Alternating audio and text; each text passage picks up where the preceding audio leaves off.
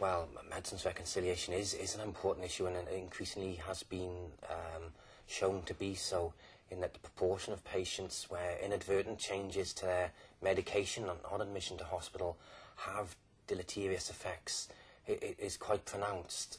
Often there's no genuine reason for it, and a patient may suffer either because of medicines they've received that they ought not to, or foregoing some of the benefits of medicines that have been left off.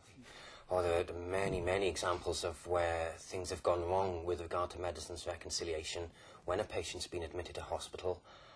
One of the more humorous ones, I suppose, and looking back on it, there was no harm done at the end, involved a patient who was admitted and charted for 10 or 12 drugs.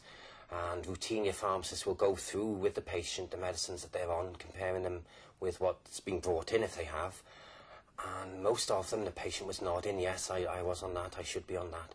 Then when we came to the final two, furosemide, a water tablet, and prednisolone, a steroid, he looked at us a little blank. And it was only when we looked at the medicine bottles and the bag he'd brought in more detail, we found out that those last two were in fact labelled for Ollie the dog. He'd been charted for medicines for his pet. As the doctor had just written up all the medicines that had been brought in with him. In the end, the pharmacist managed to intercept it, and he wasn't given them.